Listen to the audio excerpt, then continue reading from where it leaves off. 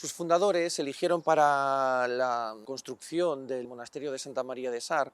un paraje a las afueras de la ciudad, a las orillas del río Sar y estratégicamente conectado, aunque también ligeramente separado de una de las vías fundamentales que llegaban a la ciudad. Era uno de los caminos de Santiago, el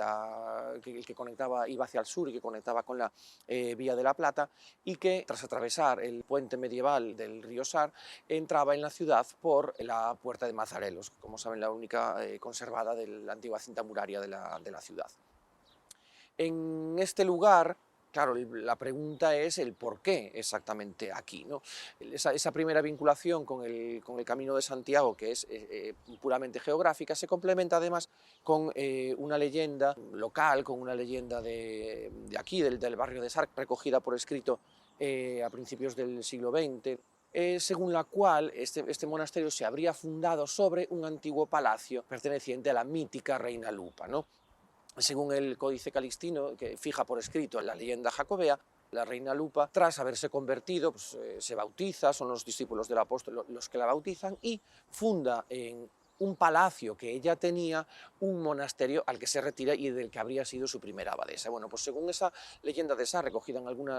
algunas coplas, ese palacio habría estado aquí, a las orillas del Sar, y sobre él se habría fundado posteriormente este priorato. Bueno, lo que nos interesa de esta leyenda, evidentemente, no es el contenido, que es puramente legendario, sino la intención. No sabemos si desde de las jerarquías eclesiásticas o simplemente es una leyenda popular, hubo esta intención de prestigiar esta fundación, es decir, se consideraba que era una institución muy importante, ¿no?, dentro del organigrama eclesiástico de la ciudad, y por lo tanto se le busca un origen mítico, ¿no? Pero un origen mítico no propio, sino que un origen ligado a una leyenda que ya en ese momento evidentemente era muy prestigiosa, como era la leyenda jacobea, es decir, se busca de alguna manera ligar, ¿no?, con esta leyenda, ¿no? La fundación del Priorato de Sar está íntimamente ligado a la sede compostelana, es decir, a la Catedral de Santiago y a su clero. Concretamente es Munio Alfonso, que es un íntimo colaborador del primer arzobispo compostelano, de Diego Gelmírez, el que, tras haberse retirado del episcopado mindoniense en el año 1134, decide pues, volver a Compostela, y ya mayor pues, decide fundar un priorato dependiente de la Catedral de Santiago, que sirva para no solo retirarse él, sino para que sirva como retiro de los canónigos pues, más mayores, ¿no?, que de esta manera pues, acabarían aquí sus últimos días, ¿no? El arzobispo Diego Gelmírez se implica en la fundación de este priorato, ¿no?,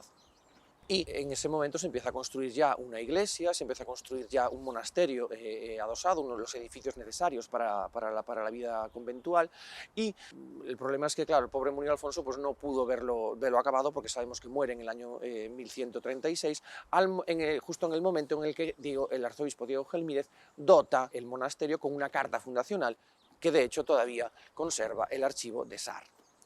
A propósito de la construcción de la iglesia de Santa María de Sar, este diploma fundacional nos da una información breve, aunque tremendamente interesante, y es que Munio Alfonso, lo dice eso textualmente, había construido iglesia y casa, es decir, que las obras por lo menos ya debían de haber empezado. Y efectivamente, artísticamente, la construcción, sobre todo de las primeras partes, de la parte más oriental y de los muros perimetrales, está en relación con los talleres que conocemos como de Diego Gelmírez, es decir, los talleres que durante la primera mitad del siglo XII estaban construyendo la Catedral de Santiago, es decir, es el mismo taller, se ven exactamente el mismo estilo de escultura y la misma forma de construir. Lo que ocurre es que, evidentemente, pues es una iglesia mucho más sencilla arquitectónicamente, tiene 3 naves con 3 ábsides y, afortunadamente, conserva la mayor parte de la estructura románica, ¿no? De hecho, es el monumento románico más importante de la ciudad después de la propia Catedral Metropolitana, ¿no? Y eso a pesar de los problemas estructurales, de los conocidos problemas estructurales que llevaron a que la Iglesia tuviera una profunda reforma en el siglo XVIII con el fin de intentar mantener su estabilidad. A finales del siglo XII, además, se construye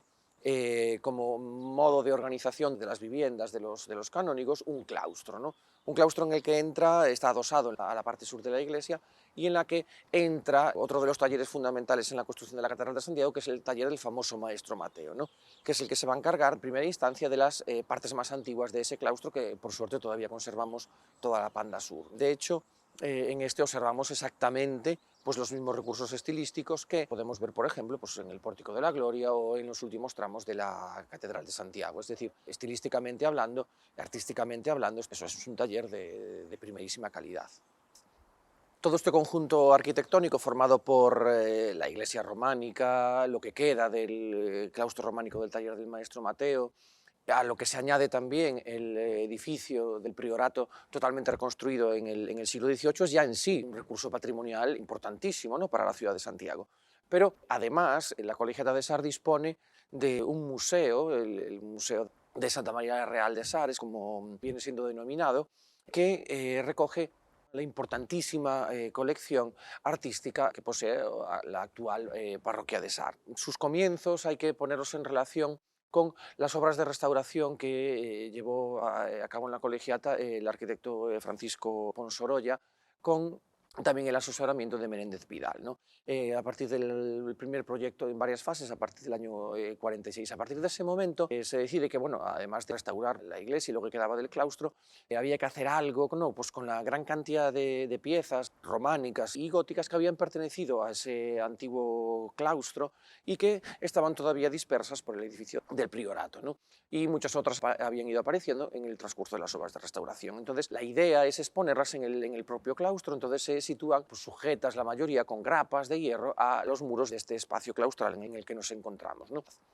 Ya solucionada esta primera fase, ¿no?, en el que tiene como objetivo pues eso, la presentación al público, la musealización de esas piezas arqueológicas, en el año 1975, y por iniciativa del párroco de Santa María de Sar, don José Porto, sin duda uno de los grandes impulsores, no solo desde el punto de vista de la pastoral, sino de la conservación de este edificio, pues consigue abrir al público una primera colección visitable situada en la sacristía y en los espacios adyacentes. Ese fue el germen, ¿no?, de lo que es el actual museo,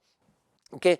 adquiere esa categoría, ¿no?, deja de ser colección visitable para convertirse en un museo desde el punto de vista legal, ¿no?, en el año 2000, ¿no? Desde el año 1999 pues, se redacta un plan museológico y se habilitan toda una serie de salas en el ala este del edificio del antiguo priorato para mostrar esta colección con, pues, bueno, pues con una museografía ya muchísimo más moderna, ¿no? Se redacta ese plan museológico y se inserta dentro de la red museística de la Xunta de Galicia, ¿no?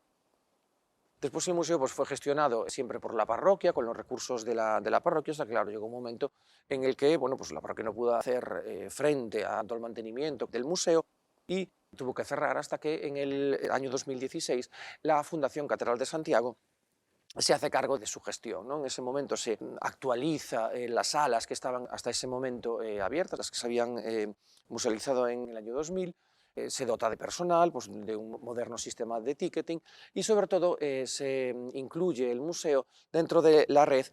Compostela Sacra, ¿no?, que es una red con la que la Fundación Catedral de Santiago lo que busca es relacionar, ¿no?, todos estos pequeños museos de titularidad eclesiástica con el Museo de la Catedral de Santiago, de manera que también se puedan dotar, aprovechando sobre todo pues los recursos de personal, incluso económicos, que tiene la Fundación Catedral, ¿no? Y de esa manera crear una red museística en Compostela que sea pues, mucho más atrayente para la gran cantidad de visitantes que tiene la ciudad y de manera de que también se pueda ofrecer al público unos mayores recursos patrimoniales, ¿no?, y un poco también descongestionar pues, los alrededores de la catedral.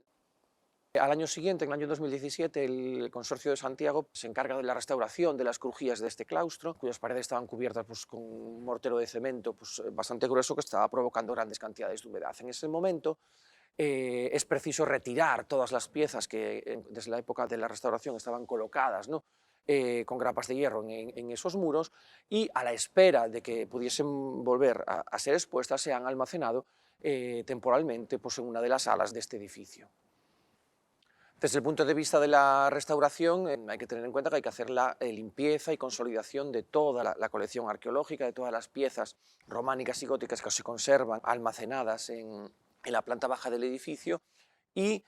por supuesto, la apertura y restauración del sepulcro del arzobispo Bernardo II para su posterior traslado al edificio del claustro para insertarlo en el discurso museográfico del nuevo museo, ¿no? Una de las labores fundamentales de un museo, además, es la difusión y la investigación de sus colecciones, ¿no? En este sentido, pues este proyecto una de las actuaciones que propone es la redacción y edición de un libro guía, ¿no?, para el museo. De hecho, es uno de los productos más demandados actualmente por el creciente número de visitantes que llegan aquí hasta el Museo de Sar, ¿no? En ese libro guía pues no solo se contaría la historia y la evolución de la construcción del edificio, sino también que se haría un recorrido por toda la colección artística, no solo por la colección arqueológica, sino por la importante colección de ornamentos litúrgicos, incluso de imaginería, ¿no? Otro de los recursos fundamentales que propone el proyecto es la creación de una página web, ¿no? Hoy en día es fundamental para cualquier institución en la que el visitante pues, pueda tener información, tanto antes o después de la visita, incluso poder descargarse información, ¿no? Otra de las actuaciones, ¿no?, que propone el proyecto es la producción de una reconstrucción 3D del aspecto primigenio, del aspecto que en época medieval tendría por lo que respecta a su iglesia, es decir, intentar reconstruir a través de la información que tenemos con una sólida investigación debajo, cómo habría sido la iglesia antes de que empezase a padecer los problemas estructurales que tuvo y de la reconstrucción que se hizo en el siglo XVIII. Y lo mismo con el claustro, ¿no? Conservamos solo una pequeña parte, pero tenemos abundante información documental y arqueológica de cómo habría sido originalmente, por lo que sería fácil esta reconstrucción, ¿no? Claro, una reconstrucción que sería fundamental dentro del discurso museográfico para mostrar al público el aspecto que podría haber tenido, ¿no? Sería muchísimo más fácil de hacer comprender también la función que todas estas piezas románicas y góticas que conservamos tendrían originalmente dentro de este conjunto.